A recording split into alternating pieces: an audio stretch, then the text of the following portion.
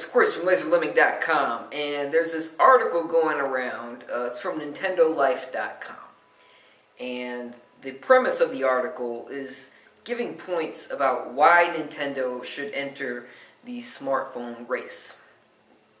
The author, Damien McFerrin, is in the UK.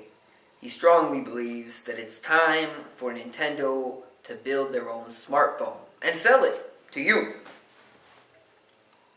I don't agree. I'm not the only person that disagrees, but there are some people that agree. In fact, there's a poll at the bottom of his article asking the question, would you buy a Nintendo smartphone? The majority of people said yes.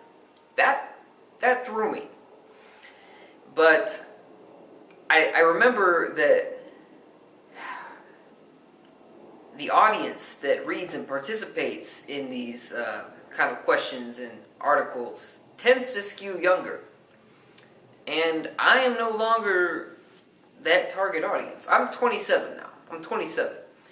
And when I was younger, 10, 11, 12, 13, 14, I was that kid. I was that youth demographic that these companies were searching for because, they'd be loyal to the end. They'd be loyal now, 5 years from now, 10 years from now. And when you look at what the youth are playing today, it's on their motherfucking phone. So this is not surprising to me. These kids think Nintendo should make a smartphone. And the author had a lot of reasons why he believed this was.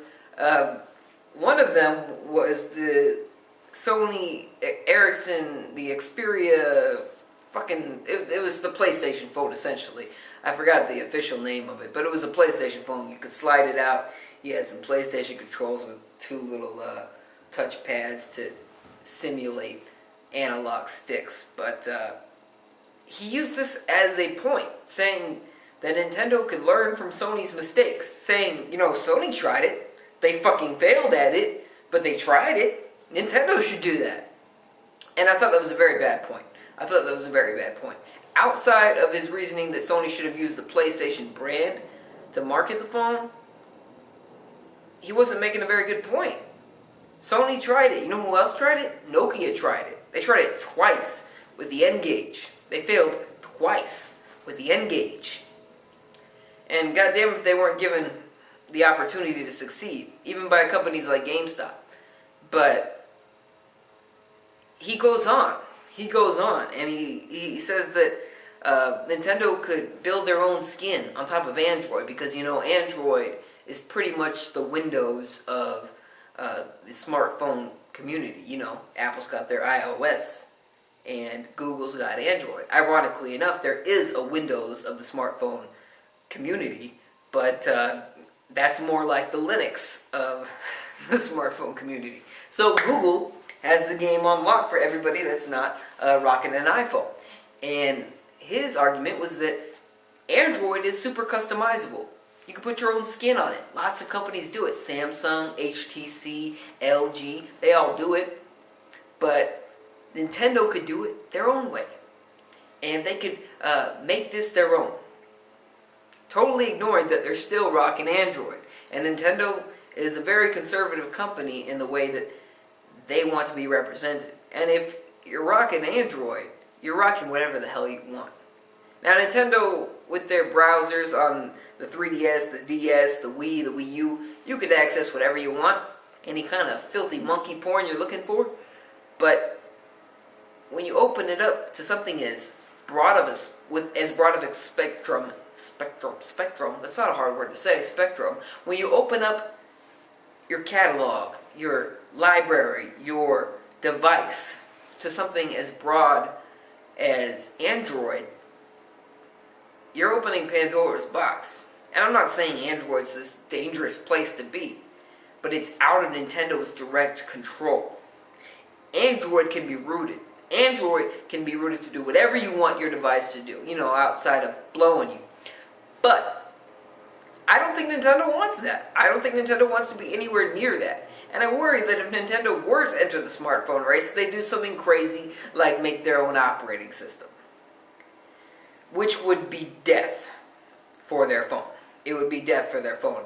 Although Sony has gone the fucking crazy ass way they have with phones and gaming, mobile gaming, I should say. At least they were smart enough to choose Android as their operating system and not try to create their own thing when they knew they couldn't compete in that market. The reason Samsung has done so well, as the author of this article has stated, is because they were able to customize their own version of Android. Android was already popular. This goes for HTC and other companies as well. They were building off something that was already there for them. And he's saying that, Nintendo could do the same thing. Sure, they could. They could. But should they?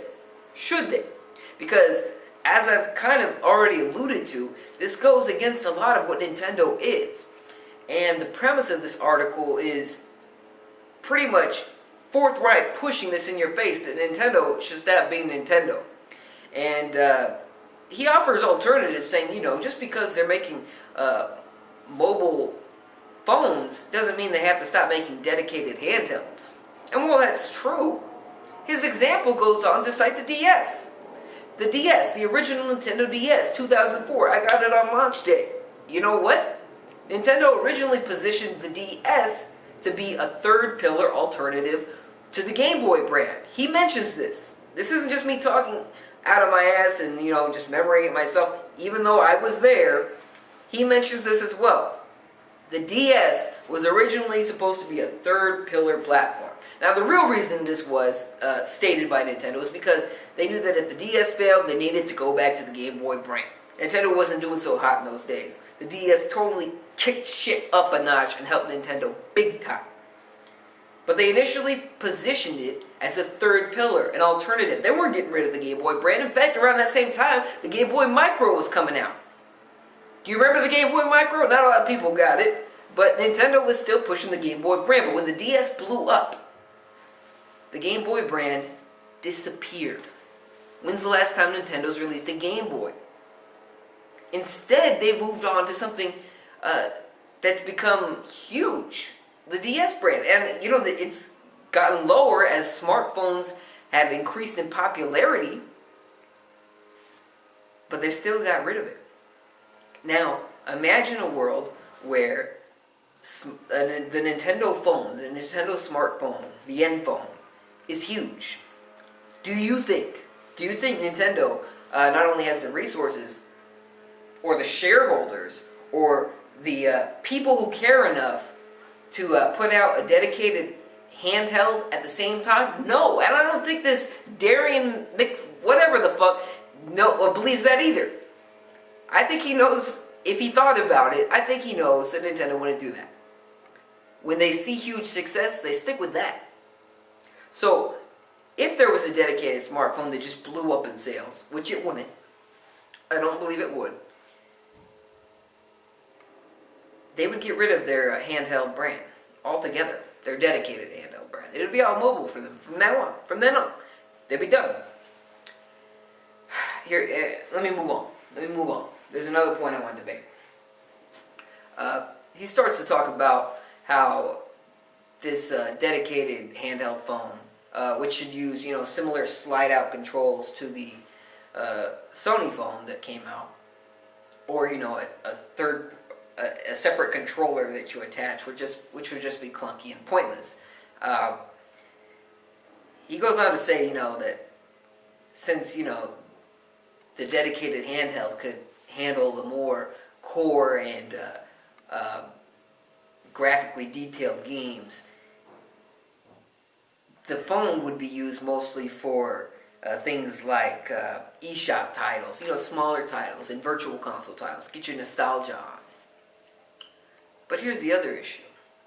Besides, all of a sudden you're buying an expensive smartphone just to play old-ass games you play on an emulator anyway, the other issue is that if Nintendo were to do this, all of a sudden, they'd probably, in all likelihood, in order to remain competitive, be pumping out a new phone every year.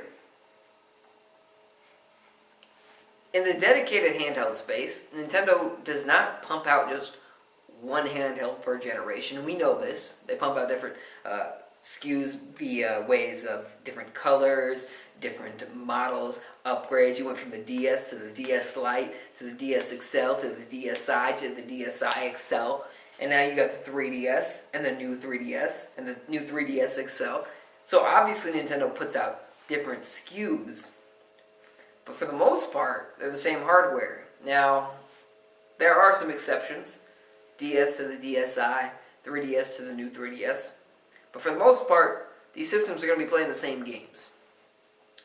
And when you've got a smartphone, you're including factors like an operating system that's bigger than you've ever dealt with and offers a whole lot more than Nintendo's ever been accustomed to dealing with, especially, dealing with third-party companies that have nothing to do with gaming. But I worry about this kind of shit. Sometimes. It doesn't keep me up at night. But when I think about it, I start to think like, damn, 27's not old. But I sure as shit ain't looking like the majority anymore when it comes to this kind of opinion. Because, people my age, even myself included, I have a 3DS. But I don't bring it with me everywhere. Barely ever. Barely ever. There was a time when that would have been different. I bring my phone with me everywhere. And the author makes a good point stating, Nintendo has to do this. They have to do this. And maybe they do. Maybe they do. Maybe I'm just completely wrong here. But I think that the way he's saying they should do it is wrong. And the reasons they should do it are wrong. But I don't know. I think that Nintendo's in a rock and a hard place because they got people like me, the people that will buy a Wii U, the people that will buy a dedicated handheld, don't want this shit. And then, they got the casual consumers that they're supposed to be chasing, this mainstream audience that are buying smartphones instead of Wii U's, and instead of 3DS's. They've got to chase these people, but these people are not the same people that are going to be like, yeah, I got to get that new Nintendo phone. That's not the audience. So Nintendo's in a rock and a hard place. I think they're going to do what they want to do. And what they want to do is create an alternative. They're going to use mobile for shit like Miiverse and, whatever they can outside of gaming as much as possible. But they're going to keep trying to make a handheld that you feel like you need to buy. Now, I don't know what that entails. Sony tried with the Vita to create a 3G model. If that had been successful, they probably would have later come out with a 4G model, but it wasn't, so they dropped it. So I don't know. I don't know what Nintendo's going to do, but I don't think as long as Iwata is still in charge at the level he is, I don't think they're going to create a dedicated phone anytime soon. I think it might be inevitable. Hope not, but that's what I think. I've gone on a long time about this. Let me know your thoughts in the comment section below if you even got this far. Thank you very much for watching. See you next time.